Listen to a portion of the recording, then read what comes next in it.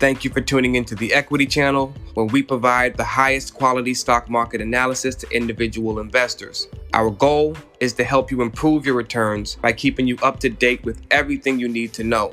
What helps investors beat the market is information and knowledge of how to use it. We'll provide you with both. Before we get started, be sure that you subscribe and turn on your notifications, because every time we drop a new episode, money is made.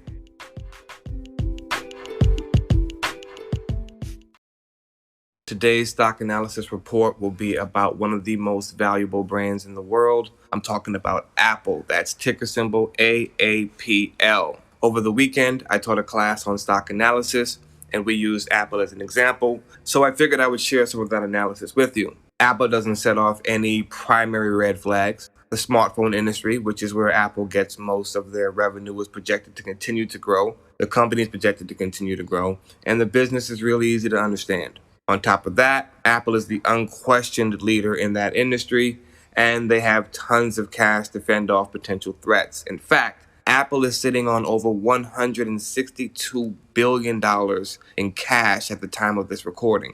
Let's dig into some of the more specific details. During our research, we found that the smartphone industry is projected to be valued at over $793 billion by 2029. Growing at 7.3% per year over the next 5 years. Apple is projected to outperform, with a compound annual growth rate projected to be at around 10.5%. Apple has had strong sales growth of over 8% over the past 5 years, with a free cash flow margin of 26.7%. This suggests that the company generates a lot of excess cash that can be given to investors through dividends or share buybacks. This also gives them a lot of free cash to put into research and development or acquisitions. Their return on invested capital is also exceptional at 56%, which suggests that the company has done an amazing job of generating a return for its investors. This is proven in the company's track record and their long-term total return of 355% over the past 5 years. This compares to a 108% total return for the S&P 500 over that same period. Like any company, challenges are both present and ahead for Apple. In the present, the company has seen an increase in overhead costs, leading to a decrease in their operating margin. Looking ahead, Apple will always have to face tough competition as other companies try to gain market share, and they are always facing challenges in one of their largest markets, which is in China.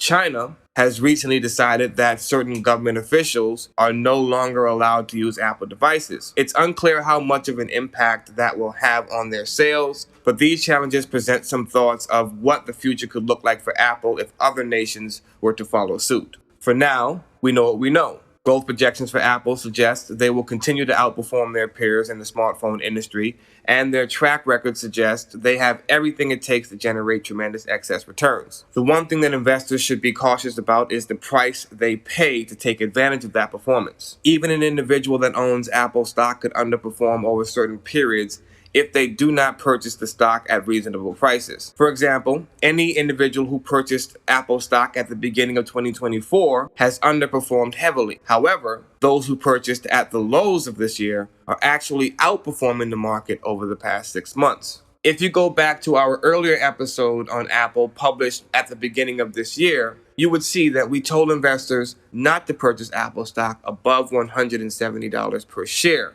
This turned out to be the right call.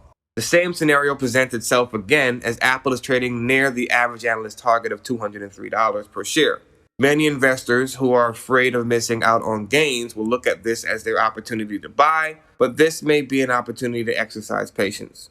As we said earlier, Apple is projected to see earnings growth of about 10% over the next 5 years. But this current share price has them projected to grow earnings at over 17%. To discuss potential price targets, I believe Apple trades at a reasonable discount below $180 per share and is more fairly priced at $172 per share. This suggests to me that there's just as much downside as upside from here, and the only thing that would change that thesis would be if we saw the Fed cut interest rates early, or if suggestions of interest rate cuts changed over the short term. We could see some of those things come to pass with non-farm payrolls and PMI reports this week. If there are any major changes to the outlook, we should see Apple push well beyond the average analyst target of $202 per share, which will give us room to raise our price targets from there. Until then, I would stick to a hands-off approach with Apple from here, unless you're talking about a quick trade towards the average analyst target. I am almost certain this is not the last time investors will be able to purchase Apple stock below $192 per share.